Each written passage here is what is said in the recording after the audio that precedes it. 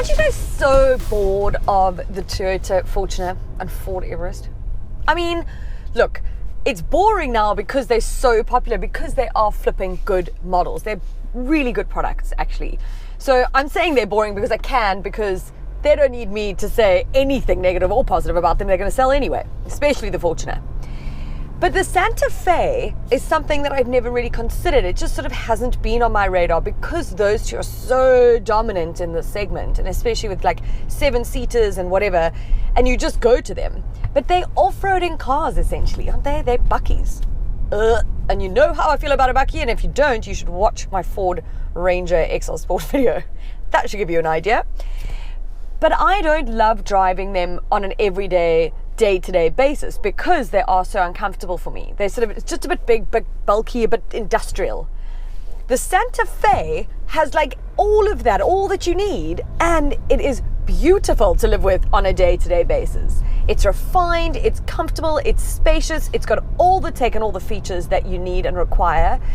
And okay, so there are two trim levels. You've got Elite and Executive. So the Elite is a front-wheel driven vehicle, whereas the Executive is all-wheel drive. So that can do pretty much what most people, I can guarantee you, do in their Fortuner.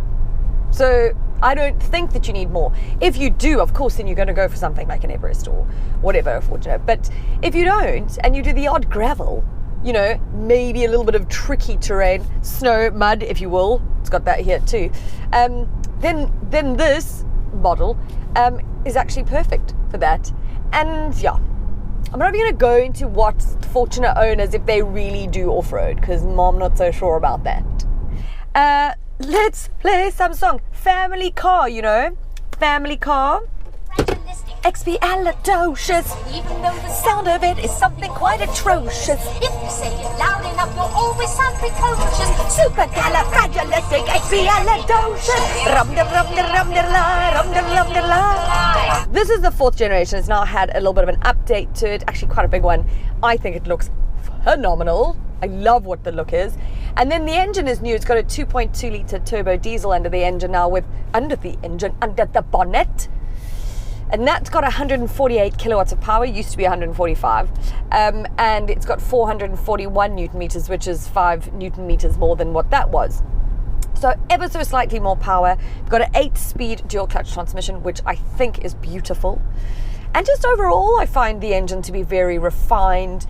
It's got a claimed fuel consumption of 7.9 litres per 100 Ks. I'm sitting at 8.8 litres, which I don't think is bad, considering how I drive.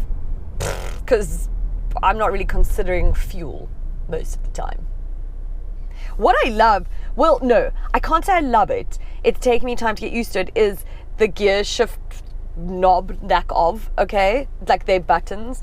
So it's like, you know, when you get into Mercedes-Benz and the gear shifts are up here, takes time to get used to, always hit the indicator by mistake, or hit that, and then I'm in neutral and not driving because I've now, hit the gear stick instead of an indicator. This, you don't have that problem, but it does look pretty cool, and it's quite like, again, like this futuristic, I don't know, quite modern, quite stylish take on things, you know.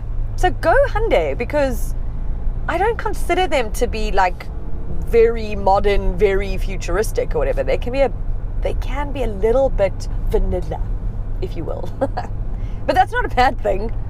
You know, I like vanilla ice cream. Oh, supercalifragilisticexpialidocious, even though the sound of it is something quite atrocious. Supercalifragilistic, it always sounds precocious. Supercalifragilisticexpialidocious. Rum-de-rum-de-rum-de-la. Another cool little feature it's got, so obviously like wireless charging, they're always like a flat pad. This is like a vertical thing, so you pop your phone in there. I don't know whether I love that as much because, I realize now that Apple CarPlay, Android Auto, which has whatever, sometimes if I haven't connected it because of whatever reason, you look at your phone like that, you're like, oh, cool, I know where to go. Probably highly illegal. Anyway, price-wise, you're looking at just under 770,000 Rand for the Elite model, and then it goes up to about 870 for the top of the range model, which I think is really exceptional value for money.